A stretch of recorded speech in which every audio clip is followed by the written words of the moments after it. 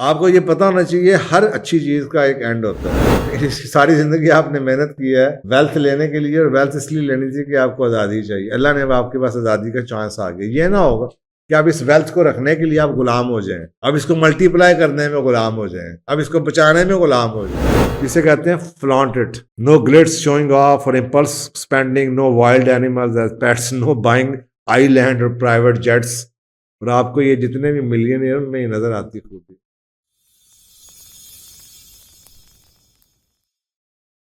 دیکھیں سمپل سی بات یہ ہے کہ سچ یہی ہے بھائی جان، آپ نے آپ اس کو ہی اتنا کما لیا، لے جانا کدھر جانا.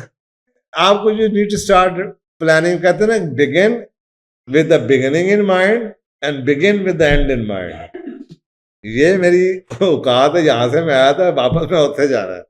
ہوں سامنے تصویر آ گئی، اب آپ کو آسانی ہو جائے گی یہ جانتے ہوئے کہ آپ نے کتنا کمانا ہے، کہاں پہ بریک لگانی ہے اور خرچ کیسے، ریٹائرمنٹ کی پلاننگ کیسے کریں. اگر آپ سمجھتے ہیں ساری زندگی آپ نے رہنا ہے تو یہ پیسہ آپ کے پیچھے لڑائیاں ڈالے گا، آپ کے خاندان میں بچیاں لڑیں گے، گھر میں پتہ نہیں کیا کچھ فتنے فساد آئیں گے. تو آپ کو ریٹائرمنٹ کی پلاننگ کرنی ہے کہ اچھا یار 40 سال کا میں نے ریٹائر ہو جانا ہے. فرض کرو 30 سال زندگی اور ہوگی، 25 سال ہوگی، 65 سال، 70 سال. بیمار بھی ہو سکتا ہوں، اس میں مجھے اتنا خرچہ چاہیے ہوگا. اگر مجھے اتنی انکم گارنٹی ہو جائے، اتنی میں نے پراپرٹی بنا لی، رینٹ آ جائے گا، تو مجھے یہ نہیں ہے میں قرآن کی تفسیر لکھنا چاہتا ہوں، میں یہ سیکھنا چاہتا ہوں، میں وہ سکھانا چاہتا ہوں. ٹھنڈی یار بعد بیٹھ کے اخبار پڑھوں گا، اللہ کا نام لوں گا، نماز مسجد میں جا کے پڑھوں گا، یہ کروں گا. کوئی پلان تو بنائے، so at least you know کہ ہاں رکنا کہاں پہ ہے. نمبر 2، رکنا کہاں پہ ہے، کتنا ہو جائے گا کہ آپ نے رکنا ہے. آپ کو یہ پتہ ہونا چاہیے ہر اچھی چیز کا ایک اینڈ ہوتا ہے. ساری زندگی آپ نے محنت کی ہے ویلتھ لینے کے لیے، اور ویلتھ اس لیے لینی تھی کہ آپ کو آزادی چاہیے. اللہ نے اب آپ کے پاس آزادی کا چانس آ گیا. یہ نہ ہوگا کہ آپ اس ویلتھ کو رکھنے کے لیے آپ غلام ہو جائیں، اب اس کو ملٹی پلائی کرنے میں غلام ہو جائیں، اب اس کو بچانے میں غلام ہو جائیں. اتنی محنت آپ نے اس لیے کی تھی کہ آپ آزاد ہو جائیں، آپ فکر سے آزاد، آپ کا ٹائم آپ کے ہاتھ میں آ جائے. تو صاف ظاہر ہے وہ اسی وقت پاسبل ہے جب آپ اس کی کہیں بریک لگا سکیں. نہیں تو پھر وہ الحاکم التکاثر تزرتم المقابر، پھر آپ کو اچھا ہوں اور ہو جائے. فرض کریں اور ہوگا تو وہ میرے لیے تو نہیں ہوگا نا، وہ تو اولاد کے لیے ہوگا. میرے لیے تو بہت ہے، میں نے اولاد کے لیے جتنا دینا تھا جائز دے دیا، اور ان کو کتنا چاہیے اس کی بھی لمٹ سوچنی چاہیے. Use your wealth wisely. کیا کرنا چاہتے ہیں؟ چیریٹی میں دینا چاہتے ہیں، اولاد کو دینا چاہتے ہیں، وراثت میں ان کو اپنے ہاتھوں سے دینا چاہتے ہیں، گفٹ کر کے ہبہ کرنا چاہتے ہیں، بیٹے کو گاڑی خرید کے دینا چاہتے ہیں، بیٹی کی شادی کرنا چاہتے ہیں، کسی کو گھر خرید کے دینا چاہتے ہیں، کسی غریب کو رشتہ دار کو کچھ دینا چاہتے ہیں. آپ کے پاس اختیار ہے. آپ نے اسلام نے شریعت نے یہ کہا ہے آپ کو کہ جی آپ اپنے بچوں کا ڈپرائیو نہ کریں، لیکن آپ جب تک زندہ ہیں آپ ہبہ کے نام پہ کچھ بھی کر سکتے ہیں. لیکن جس دن آپ مر گئے اس دن آپ کے پاس کوئی اختیار نہیں. اس کے بعد شریعت کا قانون ہے کہ آپ کی پیسے کہاں پہ جائیں گے. جب تک آپ زندہ ہیں یہ مال آپ کا ہے. آپ کسی غریب دوست کو دے سکتے ہیں، کسی ایک بیوہ کزن کو دے سکتے ہیں، آپ اپنے بچوں کو ان کے نام کرنا چاہیں کر سکتے ہیں. کم سے کم چھوڑیں جس میں جھگڑا کم سے کم پڑے. بھائی باپ نے اپنے ہوش میں سارا کچھ دے دیا تھا، انہیں ایک گھر بچیا ہے، آدھے سے کر لو، باقی سب کو دے دیا تھا، اپنے ہوتے دے دیا تھا، بجائے اس کے بعد میں سیاپا پڑا رہے. Be careful of sudden love and tragedy dramas. کئی محبتیں نہیں آئیں گی، کئی ٹریجڈی آئے گی، کئی رشتے دار آپ کو پتا چل جائے گا کہ اب یہ بانٹنے پہ آیا ہے، اب یہ بڈھا ہے، اس کے پیسے ہیں. امریکہ یورپ میں تو بہت ہی ہوتا ہے. اچانک آپ کے کوئی نہ کوئی، آپ پاکستان میں بھی آ جائیں گے رشتے دار، کسی کی ایمرجنسی ہو جائے گی، کسی کا کوئی نئی ٹریجڈی ہو جائے گی، پیسے کے چکر میں کوئی آپ کو ڈرامہ، کوئی آپ کے ایموشن سے کھیلنے کے لیے. بلیک مین مت ہوں، اور ان کو پتہ لگتا ہے کہ یہ فری سورس آف منی ہے، پیسے اس عمر میں آپ کسی کو قرضہ دے بھی دیں تو کسی نے آپ کو 60 سال میں کیا واپس کر دیں. وہ ہر ڈرامہ کریں گے آپ سے لینے کے لیے. ان کو پتا ایزی ٹارگٹ ہے, بڈھا ہو گیا, خبر خوف خدا بھی زیادہ ہے, گیا انہیں کیوں لڑائی کریں گے, تو چھڑ دے گا. تو کچھ نہ کچھ ایسے ڈرامے ہوتے ہیں ہر بندے کے ساتھ, تو be aware of it. At least کہتے ہیں نا, علم بہت اچھی چیز ہے, نالج ہونا کسی چیز کا, آپ کو پتا ہونا یہ ڈرامہ ہو رہا ہے. اب اس کے بعد آپ نے جو کرنا ہے وہ آپ کی مرضی ہے. ان اللہ یامر بالعدل والاحسان, ایک بندہ عدل کے تقاضے میں نہیں آتا, آپ احسان کرنا ہے, کم از کم آپ کو پتا تو آپ نے احسان کیا. لیکن اٹ از ویری انٹرسٹنگ کہ آپ کو نظر آ رہا ہے کہ یہ ڈرامہ کیا کر رہا ہے میرے سامنے, اور آپ خوف خدا میں چپ بیٹھے ہوئے, اس کی عزت بھی کر رہے ہیں, اس کو برتاؤ بھی کر رہے ہیں, اندر پتہ لگ رہا ہے اچھا ٹھیک ہے یار, کیا بدلتے ہیں رنگ آسماں کیسے کیسے. کیا وہ بندہ ہے جنہیں 20 سال پہلے مینوں یہ کہندا سی, ہے وہ بندہ جنہیں 30 سال پہلے میری لت توڑن کی کوشش کی, وہ بندہ جنہیں مینوں یہ کیتا اج آ گیا سارے پیار محبت لے کے. تماشا اللہ کی دنیا, اللہ کے بندے, تو اٹس گڈ ٹو نو.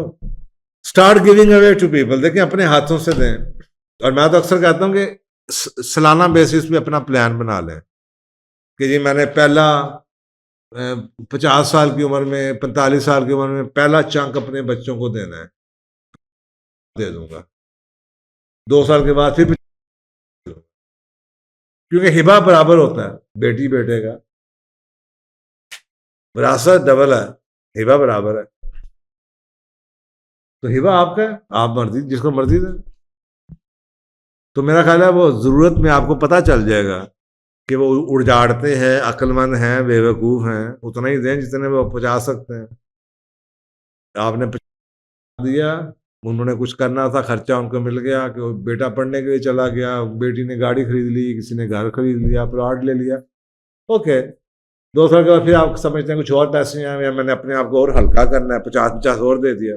تو یو ہیو چوائس, کیونکہ آپ کے مرنے کے بعد جو ہوگا وہ آپ کے اختیار میں نہیں ہے. یہاں پہ آپ کے اختیار میں ہے کہ آپ کیسے ان کو ڈیولپ کر سکتے ہیں, گائیڈ کر سکتے ہیں, کاؤنسل کر سکتے ہیں, ایڈوائز کر سکتے ہیں, ہیلپ کر سکتے ہیں. اولاد کو ہیلپ کرنا چاہیں ہیلپ کر سکتے ہیں.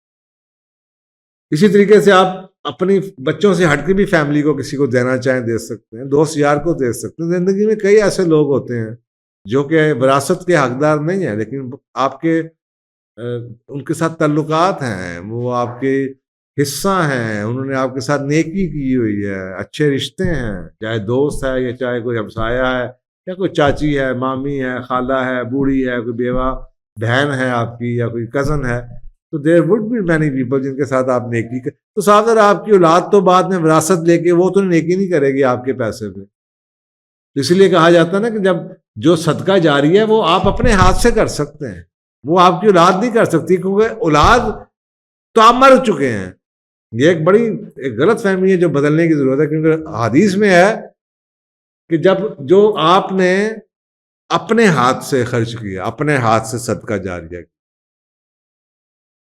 میرے مرنے کے بعد وہ کام چلتا رہے گا. یا وہ علم جو میں نے چھوڑا, اچھا جب وہ پیسے میری اولاد کے ہو گئے, جب میں مر گیا تو اب وہ وراثت ہوگی ان کی طرف چلی, اب وہ صدقہ کر رہے ہیں, اب وہ اپنے مال سے صدقہ کر رہے ہیں, وہ میرا مال تو ہے ہی نہیں. اب تو اس کا مطلب مجھے تو اس کا کوئی ثواب نہیں ملنا, مجھے تو اس کا ثواب ملنا جو میں نے اپنے ہاتھ سے صدقہ کیا. تو بھائیو اپنے مرنے سے پہلے اپنے ہاتھ سے صدقہ جاریہ کرو کہ میں نے مسجد بنوائی ہے. یہ نہ کہو ہائے میرے مرنے کے بعد میرے بچوں مسجد بنوا دینا. Are you getting the point? وہ ان کا پیسہ ہے, آپ کا پیسہ آج تک ہے جب تک یہ آپ کا ہے.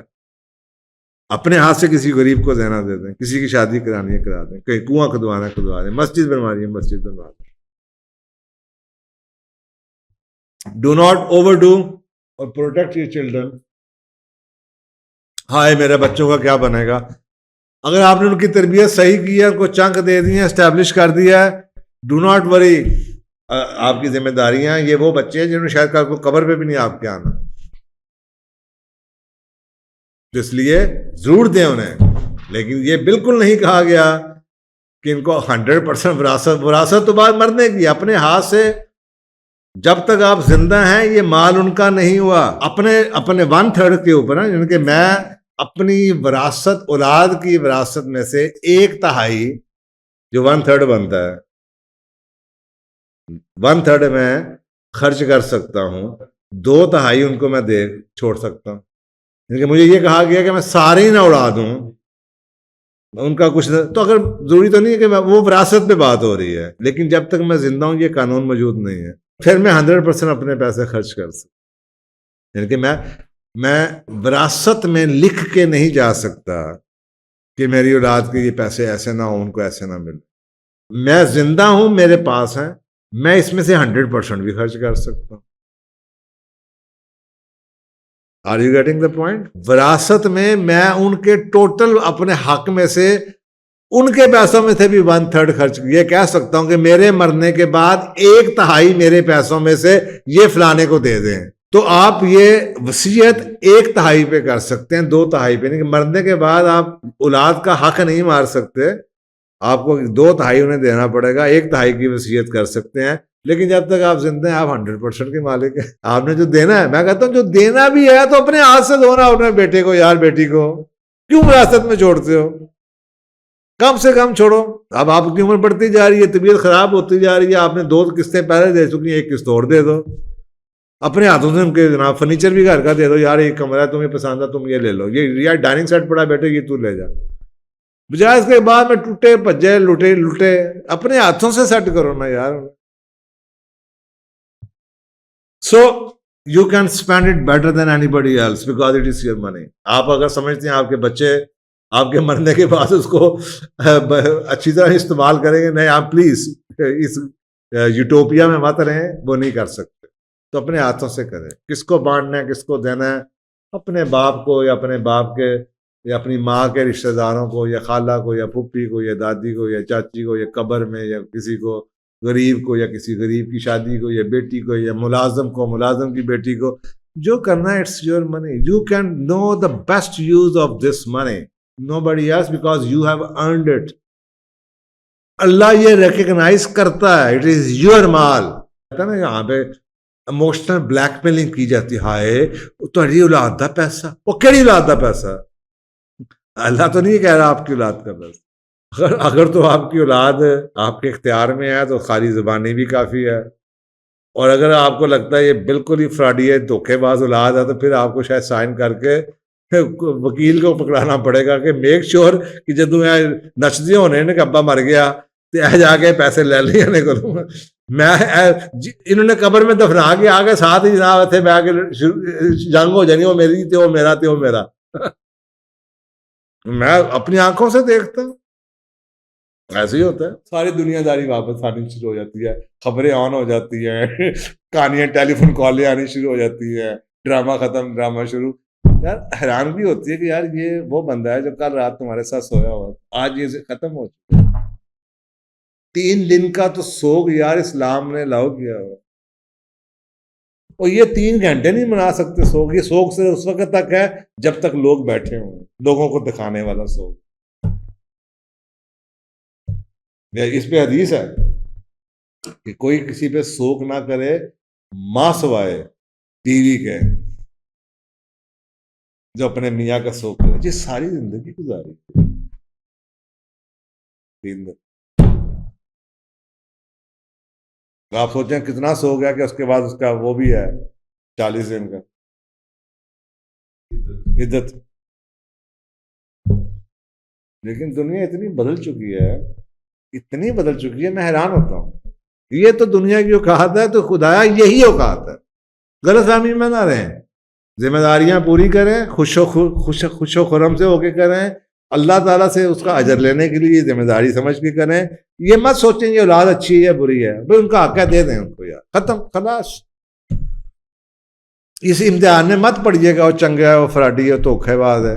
جس نے جتنا کیا ان کو دو، اپنے ہاتھوں سے دو. یہ سوچے بغیر دو کہ انہوں نے کچھ کیا کہ نہیں کیا، اور اپنے ہاتھ سے دو. یہ مت امیدیں لگا کے بیٹھنا کہ انہوں نے کیا کیا اور کیا نہیں کیا. Do not flaunt it. اور یہ پہلے ہم نے آخر میں بات کی تھی کہ یار پیسے جو ان سے ہوتے ہیں نا، وہ اس لیے نہیں اللہ تعالیٰ دیتا کہ آپ شو بازی کریں. یہ اللہ کی نعمتوں کا کفران نعمت ہے کہ اللہ نے آپ کو رزق دیا، آپ اللہ کی رزق کو اللہ کے بندے کو جلانے کے لیے استعمال کر رہے ہیں. تو اللہ تعالیٰ سب کچھ برداشت کرتا ہے، آپ کو پیسے ضرور دے دیتا ہے، لیکن اللہ سے یہ برداشت نہیں ہوتا کہ اس پیسے کی وجہ سے اس کے دوسرے بندے کا دل دکھتا ہے. اس لیے کہتے ہیں کہ شو بازی اللہ معاف نہیں کرتا. آپ کے بینک کے اندر کروڑوں روپے پڑا، اللہ کو کوئی اعتراض نہیں ہے، لیکن اگر آپ کا پیسہ کسی کی سیلف اسٹیم خراب کر رہا ہے، دنیا کو دکھا رہا ہے، اس پہ اللہ کو بہت اعتراض ہے. شو بازی کو اللہ پسند نہیں کرتا. اس لیے وہاں پہ ہم نے سونے کی گھڑیاں اور لاکٹ اور جناب شو بازی پہ بات کی تھی. دیٹ از ناٹ اسلامی.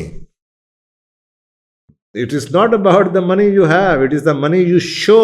کیونکہ آپ کو پتا ہے اشفاق صاحب کا ایک ڈرامہ لگا تھا ایک دفعہ، اس میں ایک بہت بڑا گھر ہے، مالک کی بیٹی کی شادی ہو رہی ہے، سرونٹ کوارٹر میں ایک غریب فیملی رہتی ہے. اس غریب سرونٹ کی بیٹی کھڑکی میں سے دیکھ رہی ہے کہ صاحب کی بیٹی کی شادی کیسے ہو رہی ہے. پیسہ بہایا جا رہا ہے، دیگیں کھلی ہوئی ہیں، لوگوں نے سیورات اور پتہ نہیں کیا کچھ ہو رہا ہے. وہ یہ سوچ رہی ہے کہ میری شادی تو ایسے نہیں ہو سکتی، میرے باپ کے پاس تو کچھ ہے نہیں، اگر یہی شادی ہے تو میرا ابا کہاں سے کرے گا. وہ خودکشی کر لیتی ہے اسی رات کو. کیس عدالت میں جاتا ہے. اب وکیل پروف کر رہا ہے کہ یہ خودکشی ہے، جبکہ پروسیکیوشن یہ کہہ رہی ہے کہ یہ خودکشی نہیں ہے، یہ سوشل مرڈر ہے. یہ ایگزامپل ہے شو آف کی، یہ سوشل مرڈر ہے. تو اوقات میں رہیں، کیونکہ لوگوں کو کوئی مسئلہ نہیں آپ کے بینک میں گئے، لیکن جب آپ لوگوں کی پیسے کو یوز کر کے ان کو سیلف اسٹیم کا اثر کر دیں، مقابلے بازی میں آ جائیں. ایک بیچارہ سائیکل پہ جا رہا ہے، وہ دیکھے کہ جناب آپ اڑتے ہوئے پانی اڑاتے ہوئے 20 کروڑ کی گاڑی پہ گھوم گھوم کرتے ہوئے جا رہے ہو، جہاز پہ جا رہے ہو، یا اس کے گھر تو کھانے کو نہیں ہے اور آپ جناب اتنے مہنگے ہوٹلوں میں اور جناب باہر آپ نے یہ اشیاء کی انتہا ڈالی ہوئی ہے. That is the problem, that is the issue. جسے کہتے ہیں flaunt it. No glitz showing off or impulse spending, no wild animals as pets, no buying island or private jets. اور آپ کو یہ جتنے بھی ملینئر ان میں یہ نظر آتی خوبی، وہ آپ سے زیادہ مسلمان ہے. مسلمان کو اتنا پیسہ مل جائے، دیکھیں اوقات سے کیسے باہر جاتے ہیں. آپ خود سوچیں، جہاں پہ جاتے ہیں جہازوں کے ساتھ ان کے کک بھی ساتھ جاتے ہیں. عیاشی کی انتہا ہے کہ نہیں انتہا. کبھی کسی بل گیٹس کو بھی دیکھا کہ ساتھ کوک لے کے پھر رہا ہو. یہ فرق ہے.